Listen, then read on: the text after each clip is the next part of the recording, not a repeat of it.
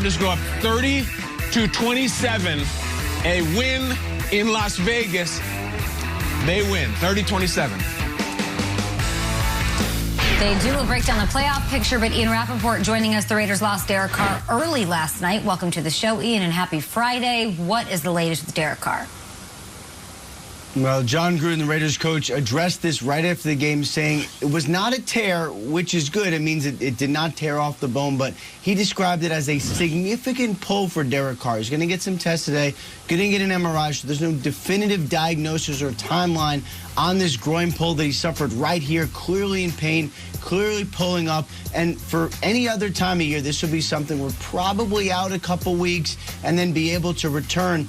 But there's only 2 games left for the Raiders, and if this keeps Derek Carr out for next week, then obviously there is a chance that we have seen the last of him this season, just based on where we are this year. So, yeah, we could see Marcus Mariota, who, remember, was the 3rd-string quarterback for several weeks for the Raiders, losing out to Nathan Peterman in practice.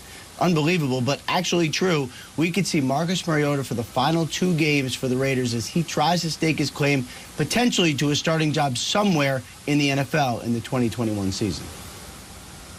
And he looked good last night under the bright lights, having to roll himself out there and try to get it done here for this team that now sits at 7-7. They stay, Ian, in the 9 seed in the playoff picture. Thanks so much. We'll talk to you in a bit. Let's give you guys out there watching, and thanks for choosing us this morning. Of course, little glance and peek at this thing.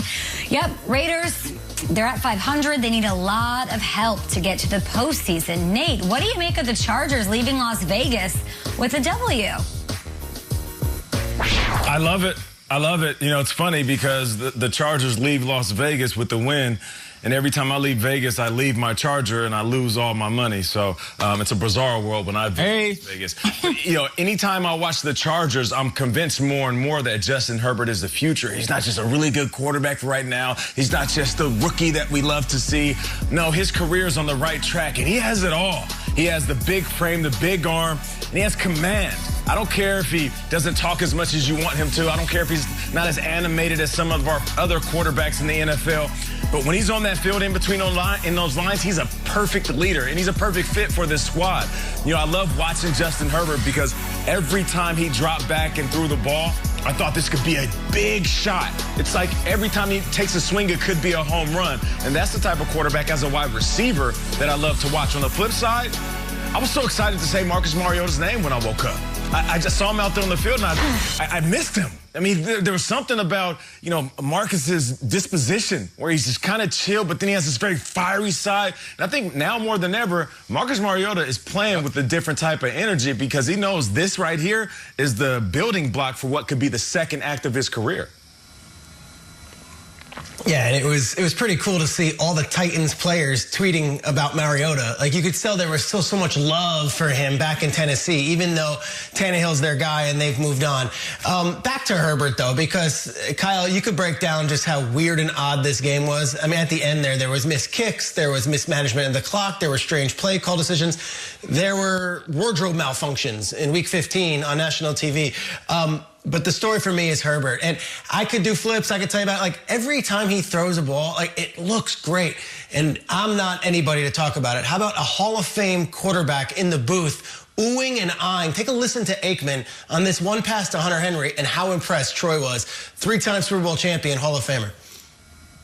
This guy is impressive. One, that he can move at his size. You know, typically you see guys 6'6". They just aren't really that athletic in the way in which they move. They're a little awkward. He's not. He's very fluid. It's just a perfect pass. He gets out, and it was good coverage. And when he turned it loose, I'm thinking there's no way he's going to be able to complete this one. He just threw it perfectly. It was 60 minutes of that. It was oohing and eyeing over a quick. And it's not like Aikman doesn't have Rodgers and Mahomes and Brady every week. He's got the prime game. Right. Every Thursday night, every Sunday.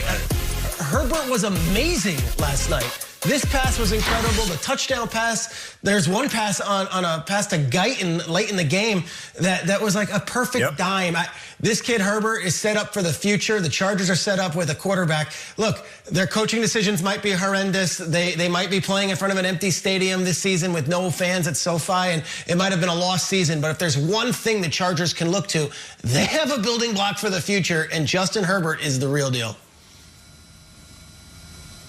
We're going to be talking about Herbert for a long time. He was great last night again. Let's talk about the Raiders for a second. The Raiders showed a lot of heart last night, which I really appreciate. Their quarterback gets knocked out. Hunter Renfrow gets knocked out. They didn't have Henry Ruggs, and they battled, including up to the final sequence of the game, which I thought had a lot of weirdness to it. Let's get into this for a second, because the Chargers are about to punch this thing in. You see Herbert running. He's going to take a hit here from Nick Kwiatkowski. He's on 1st and goal. Watch the late flag atop by the official. This was a tough call. And by tough, I mean really bad. Watch the reverse angle. Kwiatkowski comes in. His head is sort of tilting down. He's a former special teams player who is very smart. They flagged him for a personal foul to give a new 1st down. I hated it. Now, this fumble is unbelievable. The rule here is when Herbert fumbles, only he can recover it to advance the ball. So when a teammate recovers, they wave it off. It's a very strange rule. And then they go, Herbert gets hit in the teeth. The Raiders did everything they could possibly could. They really, really tried. And it got very strange. And I don't think that call went in their favor.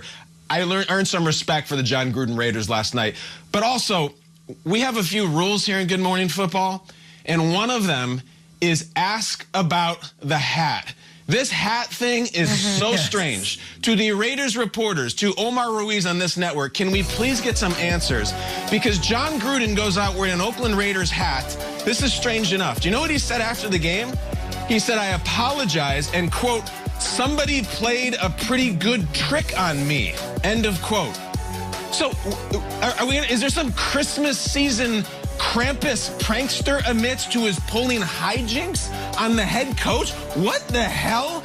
And why is an Oakland Raiders hat even lying around the stadium to be used? There's 50 different angles to this. There is a genuinely weighty symbolism to it as well about failure to move on, living in the past. I'm sure there are many people in the Bay Area who raised a fist to that moment as if it was their V for Vendetta strike against moving the team. I cannot believe that happened. I'm surprised that when Gruden changed at halftime, he didn't come out in a Los Angeles Raiders hat and go 0 for 2. But huge credit to Anthony Lynn on the other side for not wearing a San Diego Chargers visor. And if I'm the Raiders, the Las Vegas Raiders, I'm giving a game ball to whatever equipment intern hopped in an Uber to the shops at Mandalay Bay to find a lids store to purchase a Las Vegas Raiders hat for the head coach, because that was really weird and we need answers. I want to hear what Kay has to say as well, but just real quick, like week 15, season on the line, playoffs on the line, everything's going for it. And there's someone pulling a prank and doing tomfoolery about a ball cap. But that to me is a bit of an